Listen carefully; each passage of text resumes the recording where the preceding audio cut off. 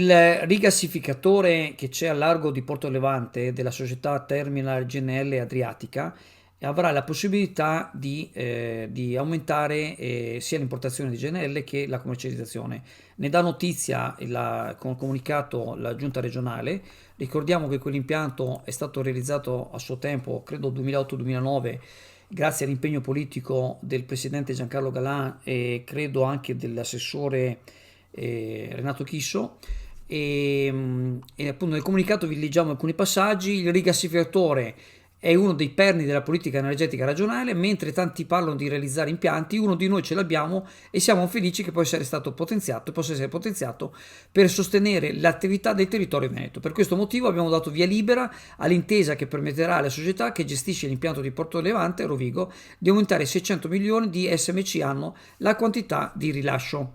Lo dichiara il Presidente della Regione annunciando l'approvazione avvenuta oggi in Giunta su proposta dell'assessore allo sviluppo economico ed energia dell'intesa regionale che permetterà allo Stato di rilasciare alla società Terminale GNL Adriatico l'autorizzazione all'aumento della capacità massima di rigassificazione del terminal offshore sito nella località Porto Levante in provincia di Rovigo da 9 miliardi di SMC all'anno a 9,6 miliardi. Vi alleghiamo nel link di descrizione, c'è tutto il comunicato.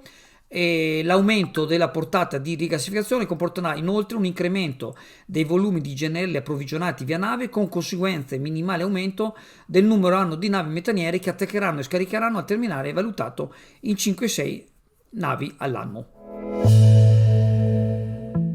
L'agenzia Venice Waterlink, in collaborazione con la Raffaello Navigazione, in aprile e in maggio vi accompagnano da Sottomarina a Venezia il sabato, la domenica e i festivi e alle isole Burano, Murano e Torcello la domenica.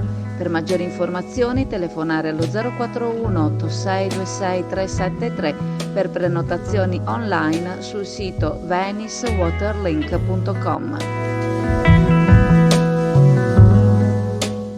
Una buona giornata a tutti innanzitutto e bentrovati all'appuntamento meteo per le prossime giornate.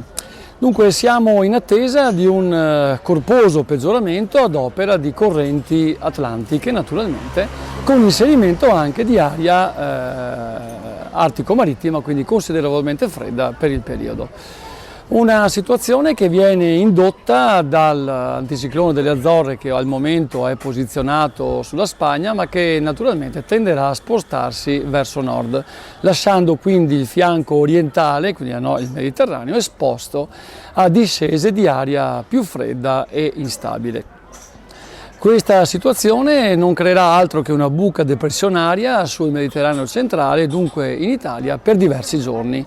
Questo in sintesi lo sviluppo meteorologico dei prossimi giorni, quindi niente caldo ma anzi un periodo autunnale che si prospetta più o meno lungo. Tutto dipenderà da come evolverà la situazione nei prossimi giorni.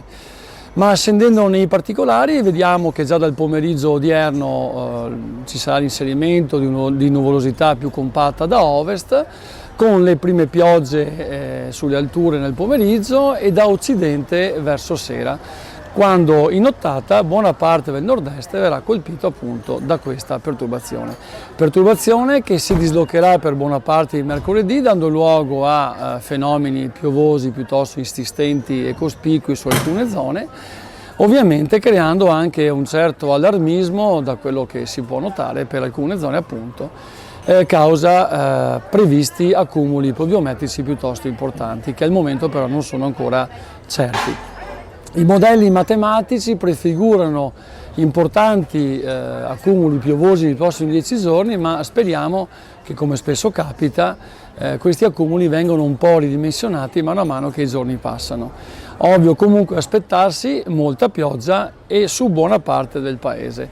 Questa ferita pressoria potrebbe prolungarsi per 10 giorni se naturalmente l'alta pressione azzoriana non dovesse chiudere il cerchio con l'alta pressione presente ad est. Se questo si verificasse rimarrebbe comunque una goccia fredda al Mediterraneo che continuerebbe a dare instabilità ma non apporterebbe poi un maltempo così incisivo. Staremo a vedere appunto nei prossimi giorni, la situazione è in evoluzione. Non possiamo oggi prevedere quello che sarà tra 5-6 giorni, quindi io direi di andare molto cauti. Tirando quindi le somme, un mercoledì piuttosto bagnato in tutto il paese con considerevole calo termico e ritorno della neve anche corposa dai 1700-1900 metri in su. Anche il giovedì sembra compromesso, ma ne parleremo in seguito. Ciao a tutti. Il capogruppo del Partito Democratico del Consiglio Comunale di Chioggia, Lucio Tiozzo, ha presentato un'interrogazione per quanto riguarda la quiete pubblica, diciamo, toccata dai cantieri edilizi durante il periodo estivo. E nella premessa dell'interpellanza dice chiaramente nel capogruppo che c'è tutto il sostegno agli imprenditori del comparto ricettivo che hanno dovuto confrontarsi recentemente con l'emergenza Covid, l'inflazione, ma soprattutto ha fatto un plauso a chi non ha smesso di investire nelle proprie attività, sempre con l'auspicio che sia da esempio, da traino per l'intero settore e per tutta la città. Fatte queste premesse, dice che però è necessario salvaguardare la quiete pubblica limitando nel corso della stagione estiva l'emissione di rumori molesti derivanti dalla esecuzione dei lavori edilizi in generale da attività di cantiere. Siccome non è possibile, non è neanche giusto, sospendere completamente l'esecuzione dei lavori, al fine di non arrecare danno alle imprese, rimangono però alcuni casi in cui è necessario, diciamo, regolare queste opere che non creano intralcio né alla circolazione e non facciano troppo rumore, e quindi chiede di vietare i lavori più rumorosi fino alle 8:30 del mattino e dalle 12:30 alle 15 e poi dopo le ore 19, al fine di garantire la pubblica quiete e riposo nelle ore più delicate della giornata.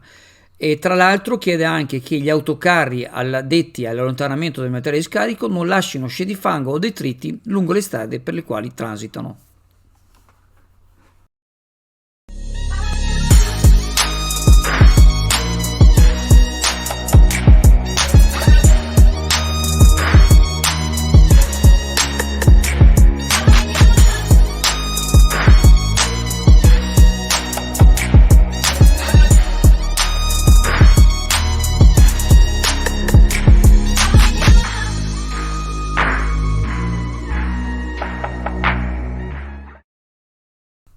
Il circolo del Partito Democratico di Cavarzere è impegnato nella raccolta firme a sostegno della sanità pubblica in Veneto, promossa dal gruppo regionale del Partito Democratico con l'iniziativa Prima è Salute.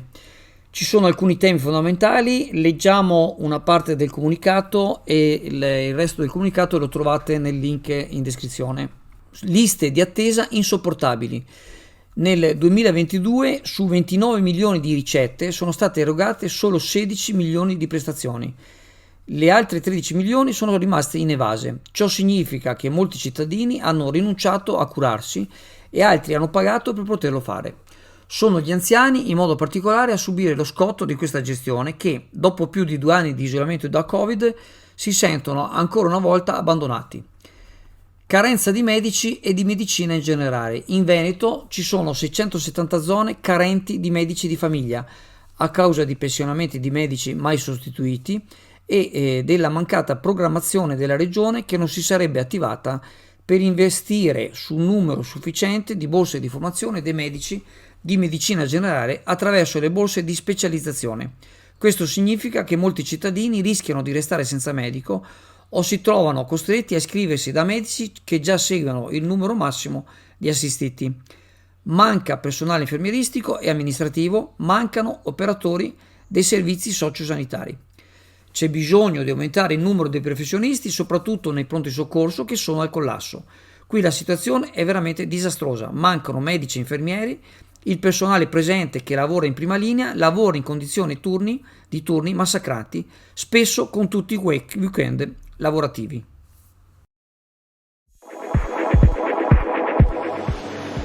Allora siamo alla Camera, la pescheria della Camera. No, la novità è sulle ostriche. Praticamente c'è una nuova confezione, come potete vedere dall'immagine, costa 15 euro il chilo, sono una decina di ostriche, il prezzo è buono e sono veramente ottime. Una novità tecnologica, aprire le ostriche non è, diciamo, facilissimo, queste invece sono preparate, cioè praticamente hanno fatto un sistema in cui c'è una parte dell'ostrica che è stata già lavorata, c'è un prodotto organico, quindi assolutamente che non dà nessun problema, e all'interno di ogni confezione c'è un vero e proprio piccolo bisturi che, come potete vedere, rende facilissima l'apertura dell'ottica.